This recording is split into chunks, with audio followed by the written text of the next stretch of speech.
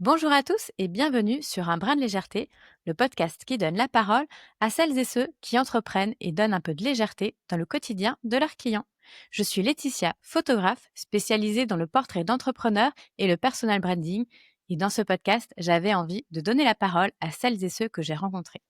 Aujourd'hui, j'ai le plaisir d'accueillir Fanny Fessler qui est travel planner. Fanny, bonjour. Bonjour à tous. Merci Laetitia de m'accueillir. Merci d'avoir accepté mon invitation. Alors, la première question, est-ce que tu peux nous présenter, nous dire qui tu es en dehors de ton métier?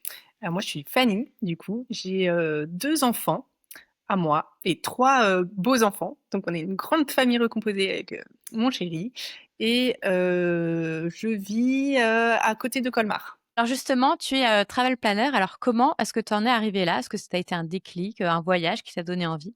Alors, Comment tu en es arrivé là? c'est un voyage qui m'a donné envie. Pour résumer, je suis partie en tour du monde avec mes enfants, donc les 2 miens, Emma et Arthur, il y a presque 2 ans maintenant parce que ça fait 1 an tout pile que je suis rentrée. On a vécu un voyage tous les 3.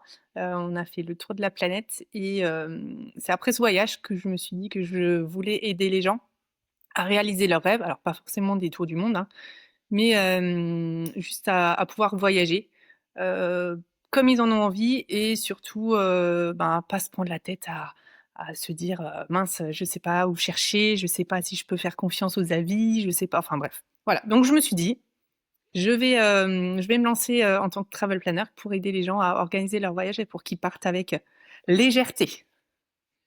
Super, c'est exactement pour ça que tu es là aujourd'hui. Voilà. Alors super intéressant. Du coup, tes enfants, ils avaient quel âge pendant ce tour du monde? Alors, quand on est partis, ils avaient 7 et 9 ans. OK, et du coup, tu peux nous en dire un peu plus, sur, l'organisation, comment ça s'est passé? Et ben, l'organisation, elle n'était pas du tout là. J'étais pas du tout organisée. Je savais quel pays je voulais visiter, donc j'ai pris un billet tour du monde, un billet, j'explique tout de suite, c'est un billet donc on part d'un endroit et on doit revenir au même endroit. Donc soit on tourne dans un sens, soit on tourne dans l'autre sens, mais on peut pas faire, des allers-retours. C'est vraiment OK. faire le tour du monde, littéralement parlant. Je savais dans quel pays je voulais m'arrêter, mais alors je n'avais aucune idée de ce que j'allais faire dans chaque pays. J'avais même pas d'hôtel ou quoi que ce soit à l'avance, j'avais uniquement, les billets, je savais les dates auxquelles, j'arrivais dans chaque pays. Voilà. Et avec les enfants, comment tu as géré ça? Je pensais que ça serait super facile parce que, c'est comme à la maison, on les a enfin, je les ai quasiment tout le temps, donc je me suis dit: «Bof, c'est facile, c'est comme à la maison». Mais avec le stress en moins parce que justement, il y a pas, tout ce quotidien et tout. Ce sera beaucoup plus léger, beaucoup plus bah non, c'était tout l'inverse. Donc je me suis retrouvée avec une charge mentale encore supplémentaire de savoir quand est-ce qu'on faisait quoi, où c'est qu'on allait dormir, où c'est qu'on allait manger, et cetera, et cetera. Voilà. OK. C'est vrai que si c'est pas organisé, ça doit quand même être un petit stress, surtout avec des enfants finalement, de se dire: «Est-ce qu'on va leur trouver quelque chose à manger? Est-ce qu'on va bien dormir?» Bah, Tout c'est ce ça, tout ça. que C'est un peu je pensais pas, hein, avant de partir, sinon je sais même pas si je serais partie. Mais bon, une fois qu'on y est, de toute façon, voilà, on y est et puis, faut avancer donc petit à petit, step by step, on a avancé à notre rythme et puis c'était très bien. Mais c'est vrai qu'avec les enfants, ouais, faut gérer leurs émotions aussi et surtout, par exemple, nous, on mange une fois ou 2 par jour, ça va.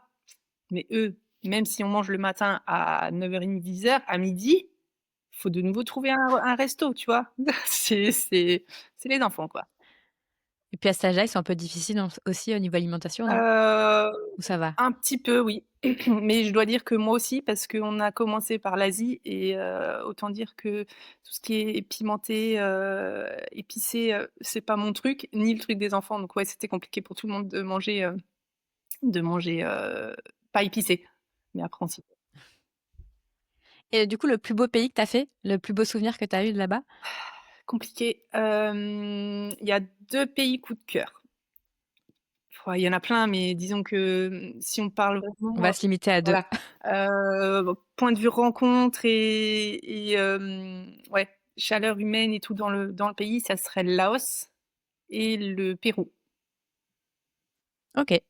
Trop bien, ça donne envie en tout cas. Du coup, qu'est-ce qui te plaît le plus dans ce métier?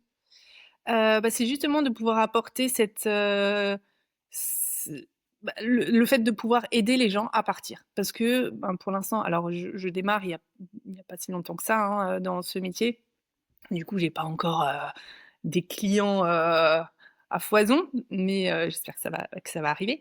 Mais disons que les clients que j'ai eus pour le moment, c'est, des gens qui, ben, ne savaient pas forcément comment faire pour, même pour réserver, des billets d'avion, rien que des billets d'avion ou, ne savaient pas comment, faire pour, organiser un road trip, en Thaïlande, par exemple. Hem, du coup, c'est ce qui me plaît, c'est ça, c'est de pouvoir leur apporter ce petit truc pour qu'ils puissent partir en voyage, serein, sans cette charge mentale que moi j'avais quand j'étais en voyage. En fait, tu réalises des rêves. C'est un beau métier. Ouais, c'est ça. Trop bien. Alors justement, est-ce que, pour ceux qui connaissent pas vraiment, est-ce que tu peux vraiment nous expliquer ce que c'est que travel planner? Oui, alors travel planner, c'est organisateur de voyage. Pas comme une agence de voyage. Moi, ce qu'on a le droit et pas le droit de faire, c'est très, légis très, Cadré par la loi? cadré, merci. Du coup, moi, je m'occupe de tout ce qui se passe avant les réservations. Donc, tu sais, quand tu passes des heures et des heures à chercher des vols ou des hôtels sur Google, que tu as 50 pages ouvertes sur ton navigateur, tu vois le truc? Et ben moi, je m'occupe de Tout toute à cette fait. partie-là. Donc, je fais les recherches de vols ou de trains, enfin de transport, les recherches d'hébergement, les recherches d'activités. Je crée l'itinéraire le plus adapté et tout ça selon le budget, selon les envies de chacun, qui partent en famille, qui partent en solo, qui partent, que ce soit un voyage d'entreprise, que ce soit un voyage de noces ou un EVJF, tu vois? C'est vraiment que je m'adapte à chaque personne et pour chaque voyage. Et donc toi, tu leur fournis quoi? Moi, je leur fournis, la sérénité. Non, mais tu as dit qu'il y avait la loi en ce que tu auras à Ou, faire et de pas faire? moi, je m'arrête à la réservation parce que j'ai pas le droit de faire des réservations pour les clients. Parce que je suis pas agence de voyage, donc c'est là que s'arrête mon travail à moi. C'est que du moment où j'ai transmis mon carnet de voyage, donc après avoir fait, tout le travail de recherche, je fournis un carnet de voyage avec des liens cliquables, avec, toutes les activités proposées, avec, les hôtels et cetera et du coup, la personne ou les personnes ont, la liberté de pouvoir, choisir entre 2 hébergements, sur place, ben, selon s'il fait beau ou pas, ben, on va faire cette activité ou pas. S'ils ont aimé un endroit, ben, ils ont la possibilité de rester plus longtemps. C'est pas figé, en fait. C'est eux qui ont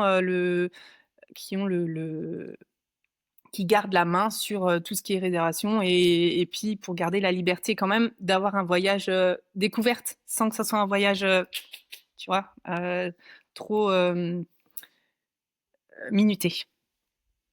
Donc toi, tu leur donnes juste les bonnes astuces, les bonnes adresses et puis après C'est ça. ils sont libres de faire ce Ils qu'ils veulent, quoi. font ou ils font pas. En gros, moi, je suis le GPS et puis au final, ben, soit ils suivent le GPS, soit ils prennent, voilà, Les petites routes. une route, voilà. Justement, il y a une idée reçue, enfin, je sais pas si c'est une idée reçue ou quoi, mais quelque chose qu'on entend beaucoup, c'est que, par exemple, les vols, les billets, si on regarde sur un navigateur ou sur le téléphone ou on regarde à 7 heures le matin ou à 19 heures le soir, les tarifs changent. Comment tu gères ça? Est-ce que c'est vrai déjà et comment tu gères ça?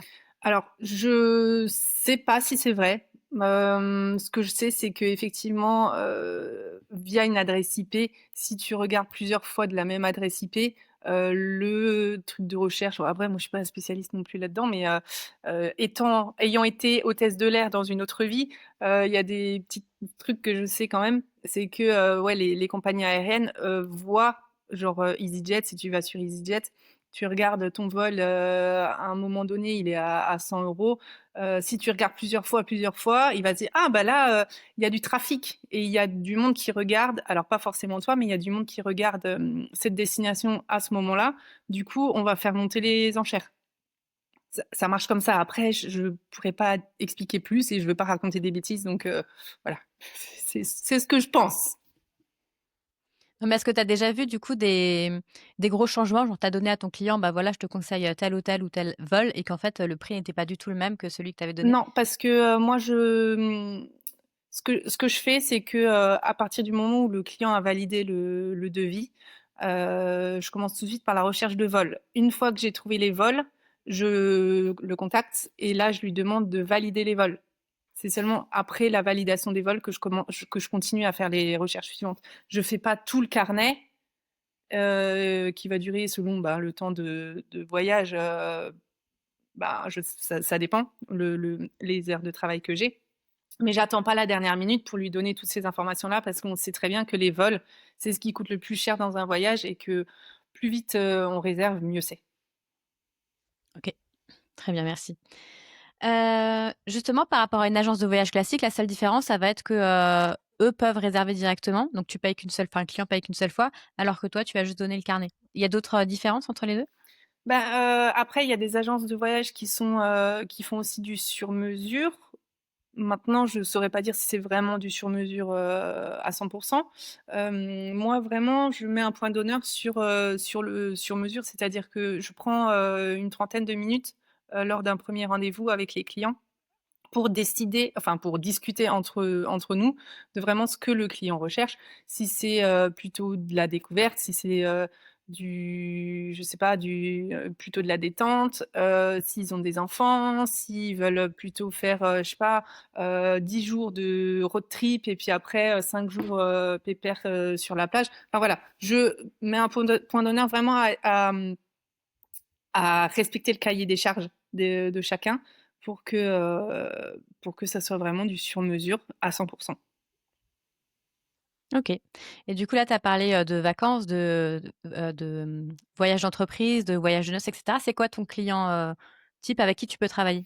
Alors, j'ai déjà travaillé avec plusieurs types de clientèle.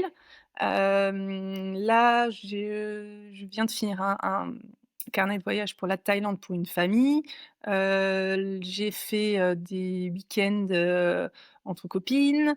Là, je prépare, le Japon pour une famille également et j'ai fait, tout récemment un voyage d'entreprise, les 15 ans d'une entreprise. Donc, la gérante voulait, mettre un petit, faire un voyage spécial à cette occasion et du coup, elle a fait appel à moi pour, aller à Barcelone pendant 4 jours, donc avec ses collaborateurs et donc là, j'ai tout organisé et ça, je me suis éclatée parce qu'ils avaient plein d'activités prévues et tout.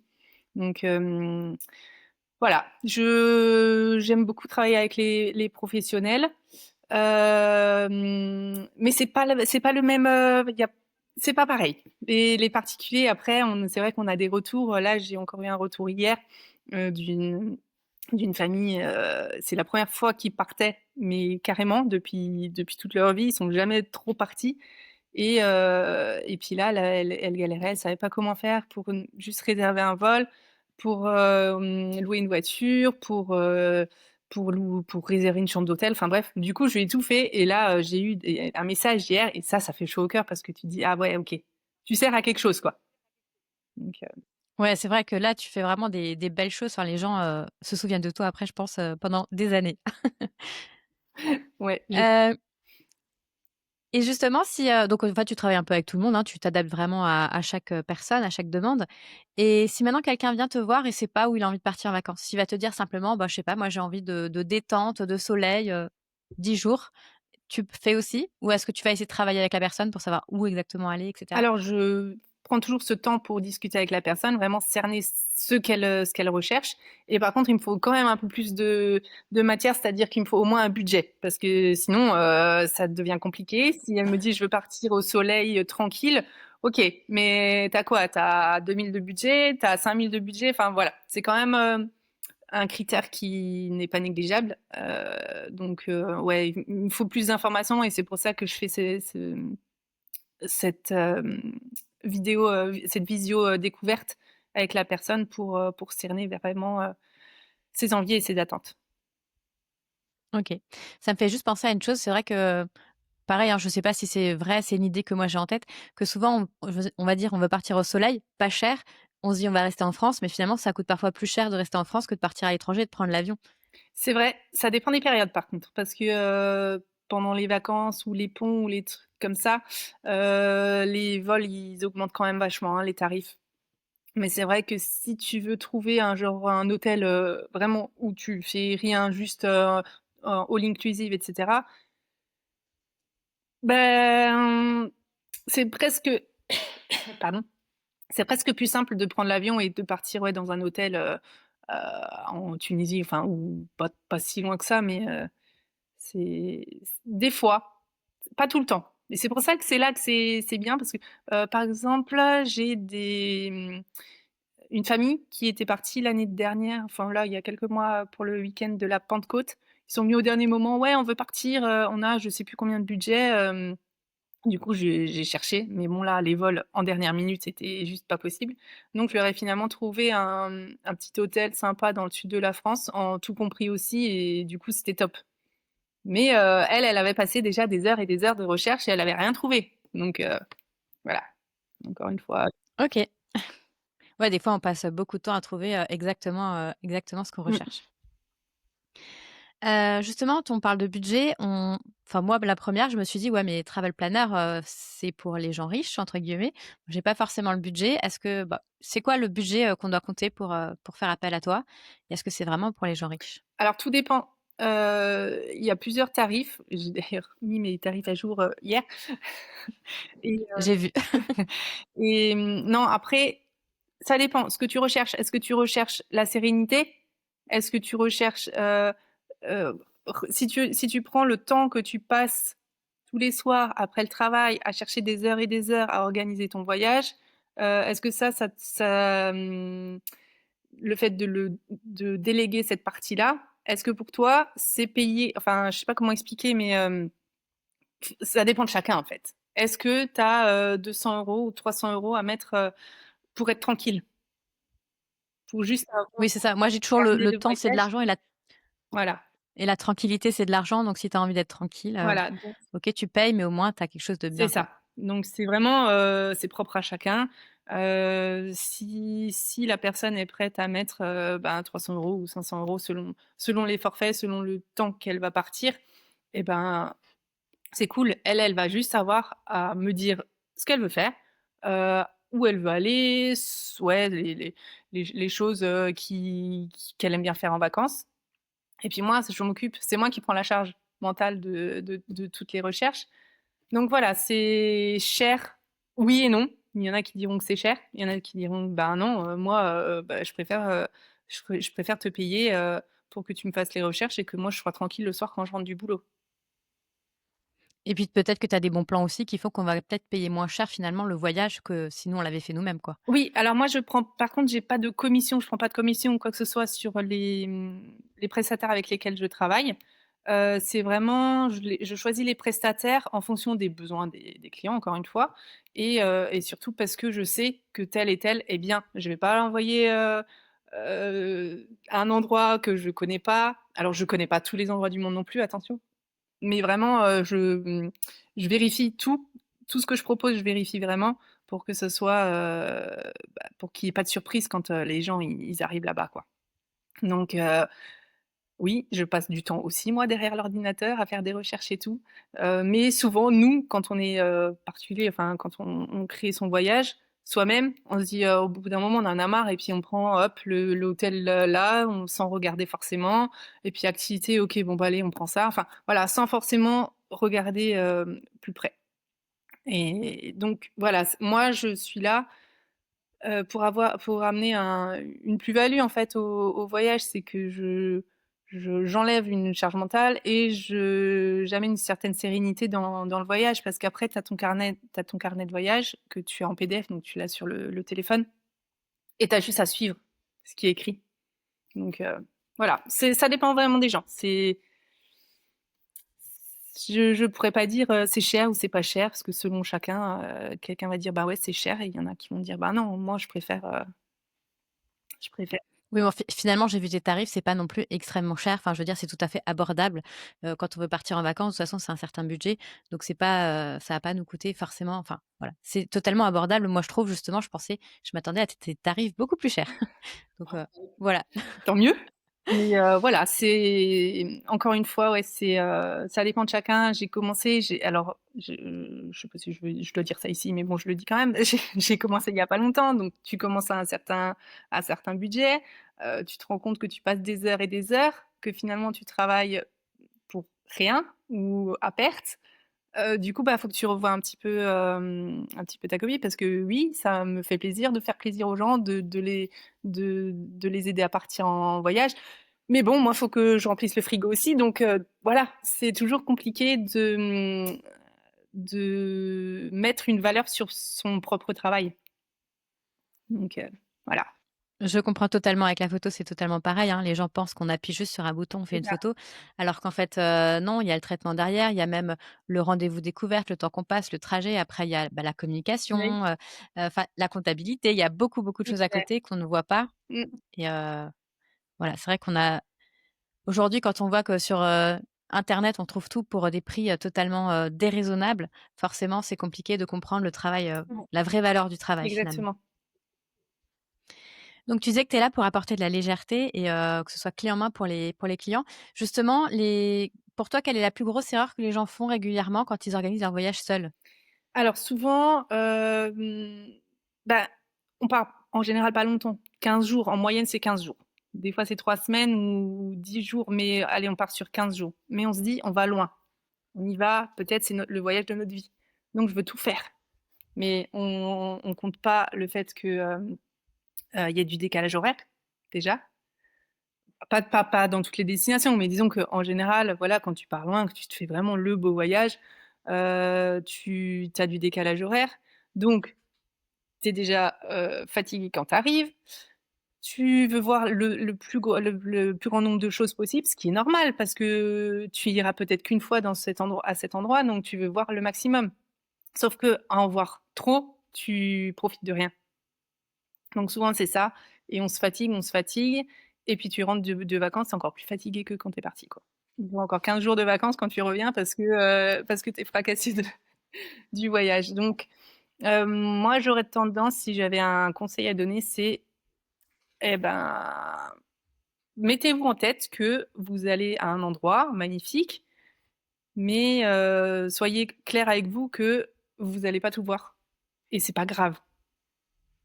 Vraiment, profitez de chaque instant, prenez les choses parce qu'il y a tellement alors il y a des monuments, il y a plein de choses à voir, mais il y a la connexion avec les gens, là-bas, il y a tellement de choses à voir que juste, se dire, comme quand on fait un voyage je dénigre pas du tout, mais un voyage en bus, par exemple, où, tu dis: «Bon, bah, tu on fait tout ça». OK, c'est cool, on va voir plein de choses, mais est-ce que tu le vois vraiment?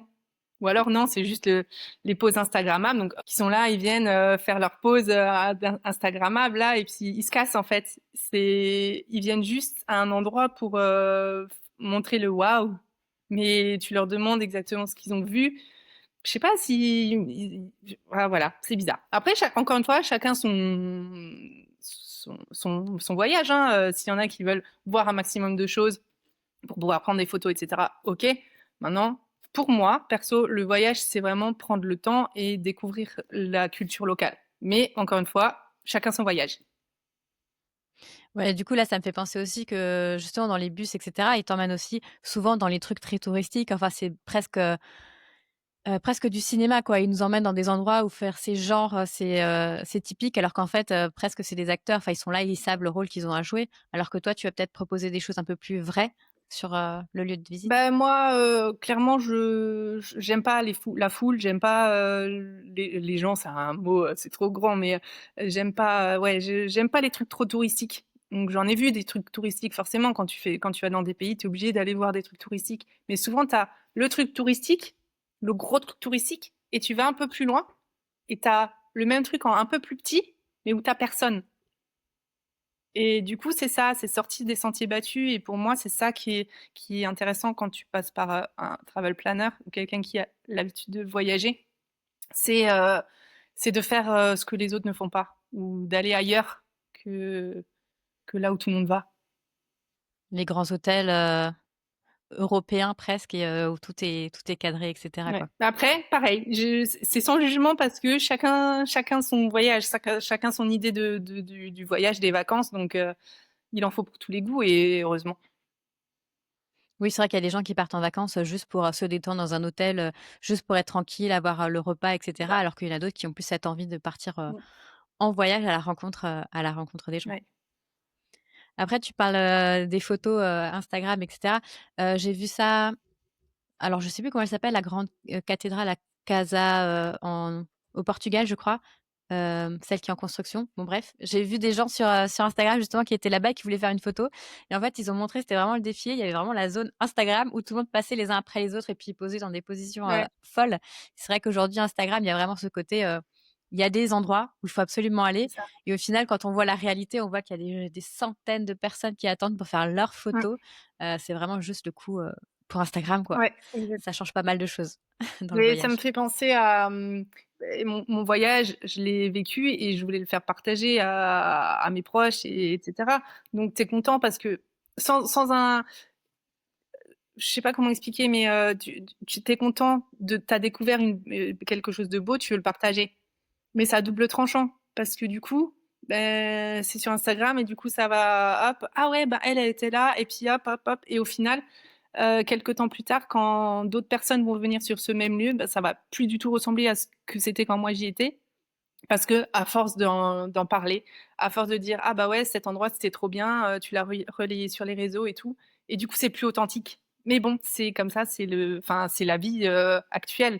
Pour ça, on peut pas trop, et en même temps les là je dis ça parce que je pense à, au Laos, j'étais dans un petit village tout perdu, mais où il y avait un monsieur dans ce village qui, donnait des cours d'anglais à tous les gamins du coin, des villages, aux alentours, pour essayer que, ben, quand ils seront plus grands, ils soient pas, ils restent pas au Laos et qu'ils puissent, s'ouvrir, vivre et puis voyager surtout.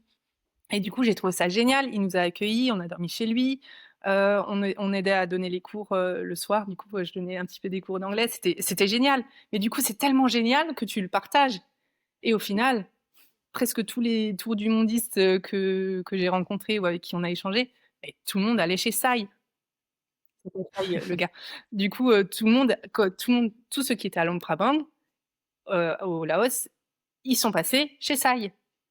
Du coup, c'est bien parce que ça lui fait de la pub, parce que, tout le monde, ramène à chaque fois des cahiers, des stylos, enfin bref, tout ce qui est bien pour les enfants. Mais c'est je sais pas. À double tranchant. Ouais, ils montraient aussi qu'il y avait des destinations, écologiques, des vacances vertes et cetera et que maintenant, bah, ça devient des trains touristiques et que, ça dénature complètement le lieu, quoi. C'est ça. Faut trouver le juste Trouver ouais, équilibre. exactement, ouais et c'est pas facile et avec, les réseaux, c'est de moins en moins facile, de toute façon. Du coup, pour toi, quelle est la destination qui respire la légèreté? Je pense que chaque destination peut, avoir ce rôle-là. Parce que tout dépend de comment tu pars, dans quel état d'esprit tu es et je pense que, ouais, n'importe où tu vas, tu peux, déconnecter. Là, par exemple, je suis à Biarritz, je suis partie d'Alsace à Biarritz juste pour la semaine. Bah, c'est déjà léger, enfin, on sort de notre quotidien. Donc je pense qu'à partir du moment où tu arrives à stopper tout ce qui se passe dans ton quotidien, à la maison. Charge mentale, ah oui, les courses, les machins, les ci, les ça, faut payer les factures et tout. Si à partir du moment où tu arrives à stopper ça, je pense que même si tu vas à 2 heures de chez toi, tu peux déjà avoir, cette légèreté. C'est vrai, des fois, partir, très proche, c'est déjà pas mal. Parce qu'en Alsace, on a quand même de super beaux coins Ah oui, aussi, hein. c'est clair. Et justement, s'il y a des personnes qui ont envie de voyager, justement, de partir loin, mais qui n'osent pas parce qu'ils ont peur, justement, de l'inconnu, quel conseil tu leur donnerais?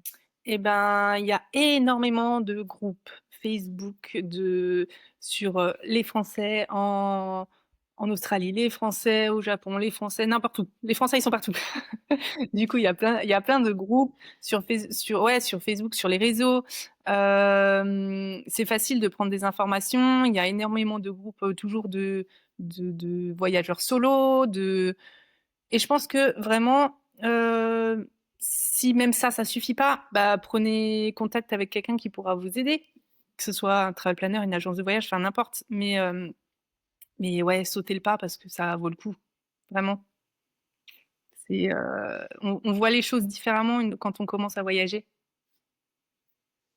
Ouais, justement, c'est quoi la plus belle chose que tu as apprise en voyageant pendant ce tour du monde? Wouah, difficile. Heu,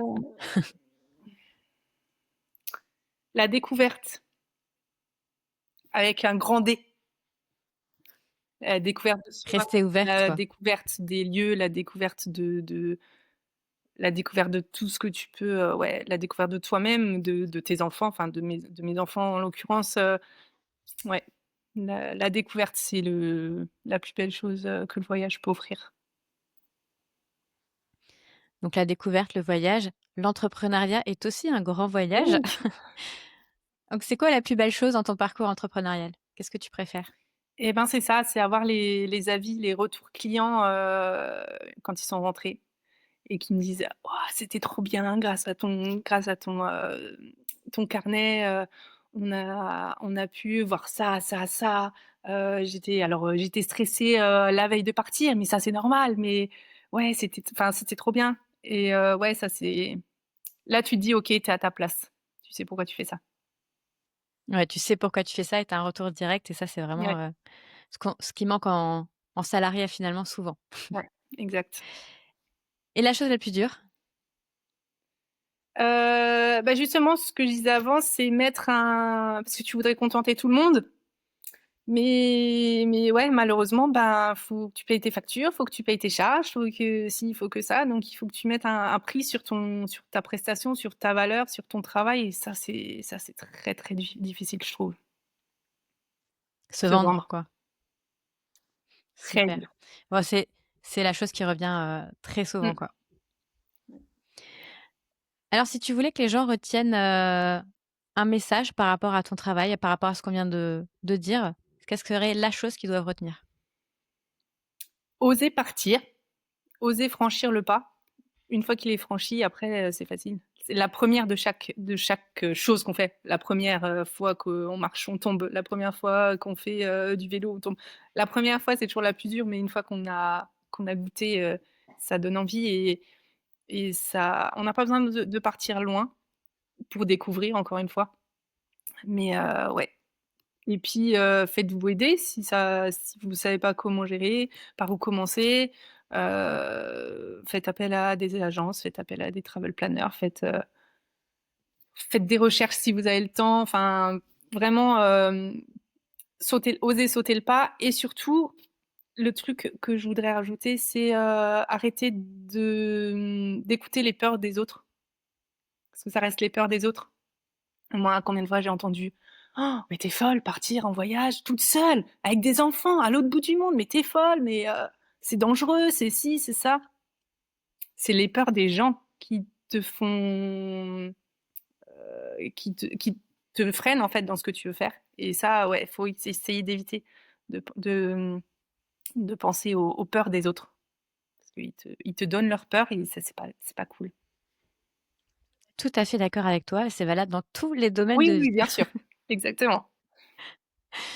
Du coup, tu dis juste, comme on peut même partir, enfin, juste à côté de chez nous, il y a des belles choses. Est-ce que tu as un endroit à nous conseiller, en Alsace ou pas très loin, une petite pépite? Hem, Ça dépend en quoi, mais genre, en van, on est partis la dernière fois, juste une nuit en van. On est monté au-dessus des crêtes là-bas au-dessus du lac Blanc, là-bas vers les crêtes. Je sais pas si on Oui, se je situe. vois. En allant vers le Markstein et tout ça là-bas et ben, on s'est posé. On a eu un coucher de soleil magnifique et on a eu l'impression d'être en vacances vraiment alors qu'on est parti juste la nuit, quoi. Donc Trop bien. Alors tu vois, ça, c'est une peur que j'ai personnellement, c'est que j'adorerais aller bivouaquer, dans la montagne et tout, mais j'ai trop peur parce que seule, femme, non. Mais oui, j'adorerais faire ça. Un mais jour peut-être, j'y oui, arriverai. trop, mais oui, c'est trop bien. Comment peut-être, à 2? Ouais, mais il faut trouver, qui veut bien faire ça avec Oui, soi. c'est ça. C'est là que c'est aussi Et compliqué. commence, avec, en van, par exemple, aussi toute seule.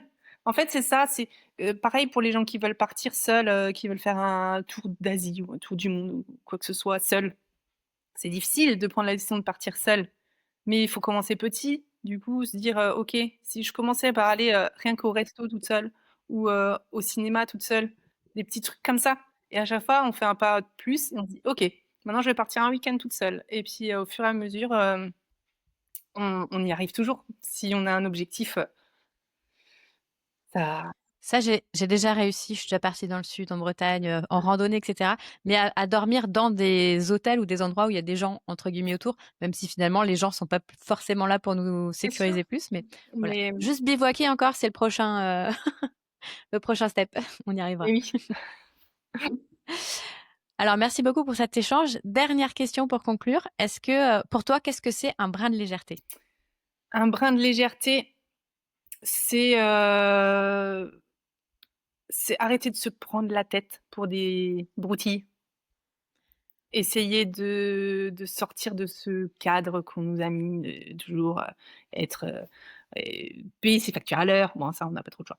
Mais, être, enfin ouais, on est trop mis dans des cases et trop, comme des moutons, on doit avancer et c'est vrai que, bah, le voyage pour ça, ça aide quand même parce qu'on se dit qu'ailleurs, ben, c'est pas forcément mieux, mais il y a des choses mieux. Où ils se prennent moins la tête. Quand, tu vas dans un village au fin fond du Laos, qu'il n'y a ni eau ni électricité et que tu vois que les gens, ils sont heureux, mais comme jamais, tu dis: «Ah ouais, il y a peut-être quand même des choses qu'il faudrait que qu'on fasse différemment pour être un peu plus léger justement». C'est, heu, c'est ça, je pense, mais je dis ça, mais c'est très difficile à faire, hein. Lever le Oui, pied, c'est sûr. c'est facile à dire, hein, mais ouais, non, c'est pas facile à faire. Le brin de légèreté, Si on y arrive déjà un tout petit peu, dans son quotidien, c'est pas ouais. mal. Et est-ce que tu aurais un conseil pour, une chose à faire dans son quotidien pour, apporter un peu de légèreté? Faire quelque chose, au moins une chose dans la journée qui te fasse du bien. Mmh, par exemple, moi je me mets un coup de pied aux fesses le matin pour me remettre au sport. Donc, je fais, un petit peu de corde à sauter, le matin et là j'ai mal aux genoux donc je peux pas le faire donc là chi ça m'embête. Mais, ouais, trouver un petit truc qui vous fasse du bien, danser, mettre la musique le matin, danser ou je sais pas moi. Trouver quelque chose qui fait que qu'on se dise: «OK, aujourd'hui ça va être une bonne journée». Trop bien, merci beaucoup. Alors si on veut te retrouver, où est-ce qu'on peut aller? Alors, on peut aller sur ma page Instagram, La Tribu de Fanny. On peut aller sur, Facebook, Fanny Fessler, je crois que c'est et on peut aller sur mon site internet, latribudefany.com et puis on peut m'appeler. Je vais peut-être pas donner mon numéro de téléphone là, mais Non, bon, on trouvera les infos sur ton voilà site, quoi. et puis, voilà, puis mail, voilà, je suis joignable, assez facilement. Très bien, bah, je mettrai toutes ces informations-là, en description. Super, merci beaucoup. Du coup, merci à toi pour cet échange. Merci à tous nos auditeurs de nous avoir écoutés. Si vous avez aimé cet épisode, n'hésitez pas à vous abonner sur toutes vos plateformes préférées, mettre des petites étoiles, ça va aider à booster un petit peu ce podcast. Et n'hésitez pas à nous retrouver mardi prochain pour le prochain épisode. Bonne journée à tous.